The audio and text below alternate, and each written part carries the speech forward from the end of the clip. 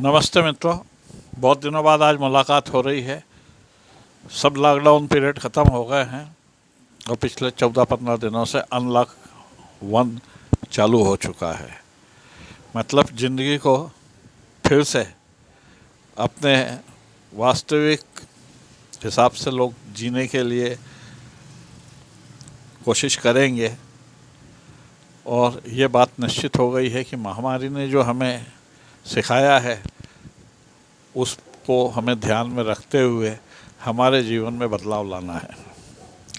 देखिए, याद कीजिए, ये फरवरी का आखिरी दिन थे और उस समय कोरोना की सुगबुगाहट चालू हुई थी कि फैलने वाला है और जो हवाई यात्रा से आ रहे हैं उनकी जांच की जाए। उसके बाद में मार्च का महीना आया, एहतियात ली गई, लॉकडाउन हुआ 24 मार्च से। फिर 21 दिन के लॉकडाउन के बाद फिर लॉकडाउन बढ़ाया। पूरे अप्रैल में लॉकडाउन चला, मई में लॉकडाउन चला। अब जून चालू हुआ है, जून में भी लॉकडाउन हटा के अनलॉक करने की कोशिश की है। ये क्यों किया जा रहा है मालूम है? कि अब मतलब जो अध्ययन किया गया है, आप संख्या बल से बिल्कुल नहीं डरे हैं। संख्या के हिसाब से आज विश्व में आज की तारीख, मतलब ये कि 13 जून को तकरीबन करीब 70 लाख मरीज विश्व में संक्रमित हुए हैं और उसमें 35 लाख ठीक हुए हैं और मृत्यु भी हुई हैं। भारत में मौतें जो हैं 7,000 के पार हो चुकी हैं और हमें भारत में करीब 3 लाख संक्रमित संख्या आई है। और हमारी आज जो कैपिटल दिल्ली है, बॉम्बे है, इंदौर है, ये अभी भी यहाँ कोरोना का फैलना जारी है। लेकिन इसका मतलब ये नहीं है कि हम संख्या से घबराएं। हमारे यहाँ 60% से ज़्यादा मरीज कोरोना के ठीक हुए हैं और डेथ यदि कोरोना की हम जोड़ेंगे तो विश्व में बहुत सबसे कम उस पर हमारी डेथ रेट है। यानी ठीक भी हुए हैं और डेथ भी करीब 2%, 3% से ज़्यादा नहीं हुई है। तो मतलब अब संक्रमण जब आया है, पहली बार ये बीमारी ऐसी कुछ विचित्र रूप में आई है, इंसानों से फैलने वाली जो संक्रमण है, जो सरफेस वायरस है, एयरबॉर्न से बाकी तरीक़ों से फैल रहा है। अब सार्वजनिक जीवन में इस तरीके के उपाय जो होते हैं ना, बड़ा डिफ़िकल्ट रहता है कि हम सोशल डिस्टेंस मेंटेन करें, मास्क लगाएं, घर में ये नहीं छुए वो नहीं छुए, बाहर से आए कपड़े उतारें, चप्पलें धोएं, सामान भी लाएं, उसको सैनिटाइज करें और हर एक आधी घंटे में अपने हाथ को 30 सेकंड तक साबुन से धोएं। ये सब मतलब है तो साइंटिफिक चीज़ें। कोई भी मतलब जब वैज्ञानिक या चिकित्सक ये बताएंगे, ये उनको तो ये बताना है और हमें भी यही करना है। ऐसा नहीं कि वो फालतू बता रहे हैं। हमें समझना चाहिए कि ये सब हमारे फ़ायदे के लिए है। और मैं तो एक चीज़ ये कि यदि आपने विचार अंदर से अपनी सोच को कोरोना के अगेंस्ट शुभ हिसाब से मतलब आप सोचने लगें, उनके लिए शुभ चिन्ह वो करें कि ये किसी को नुकसान नहीं पहुंचाएगा और अपनी आत्मा की शक्ति को बढ़ाएं। यह एक अच्छा विचार सोच भी हमारी आत्मा की शक्ति को बढ़ाता है। तो अब बात हुई ये फैलने वाली और वो अब मैं एक इम्पॉर्टेंट बात बताने जा रहा हूँ कि एक हार्ड इम्यूनिटी होती है, HERD इम्यूनिटी। जब 50% से अधिक लोग संक्रमित हो जाते हैं तो हल्के छोटे छोटे स्वरूप में बॉडी में इम्यूनिटी आने लगती है और वो इम्यूनिटी हार्ड इम्यूनिटी कहलाती है। तो अब सोसाइटी में हार्ड इम्यूनिटी भी आने लगी है और उससे मतलब प्रकोप थोड़ा हल्का पड़ता है। सॉरी। तो कहने का मतलब ये है कि आज की स्थिति में हमें कोरोना के साथ ही जीना है। कितने दिन बाद दवा आएगी भगवान जाने। तो अपने नियमित काम जारी रखें, ऑफिस जाना, बाज़ार करना, लेकिन जहाँ जब आवश्यक हो बाज़ार करना वही व्यक्ति निकलें। बुजुर्ग लोग तो अभी भी अपने सावधानी लें। सॉरी।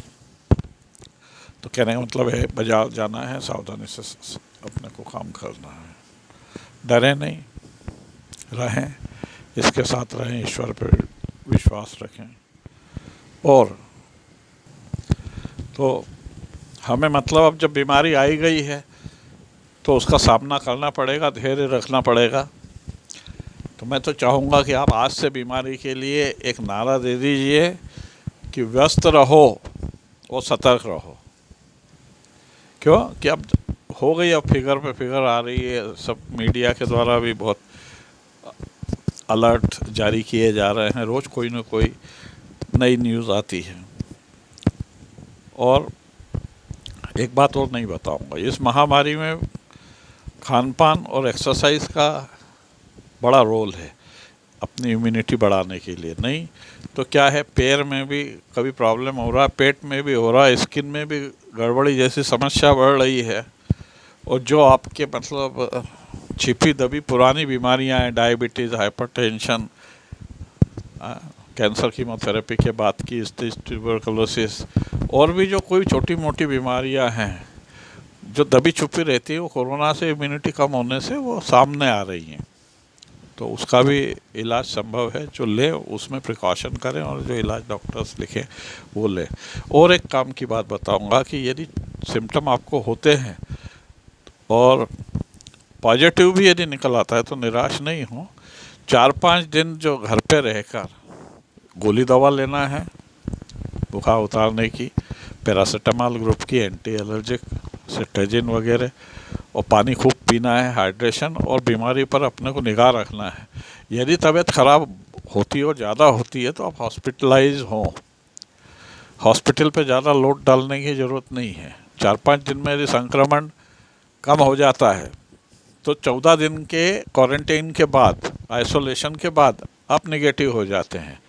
और दूसरी बात, बीमारी के लिए आप में एक इम्यूनिटी पैदा हो जाती है, तो उस संक्रमण से उतना नुकसान उस समय नहीं होता है।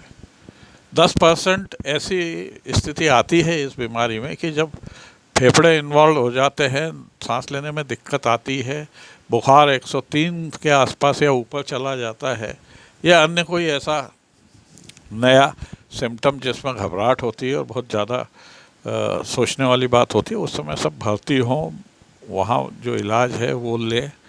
और एक्सीडेंट में 1.5 लाख लोग मरते हैं, ज़्यादा मरते हैं, दूसरी बीमारियों में मर रहे हैं आज, कैंसर में, हार्ट अटैक में, ब्लड प्रेशर के कॉम्प्लिकेशन से, एड्स से, अनेक बीमारियां जो मतलब पूर्व में भी आई हैं उनमें भी मृत्यु हुई है, इस कोरोना से ज़्यादा हुई है।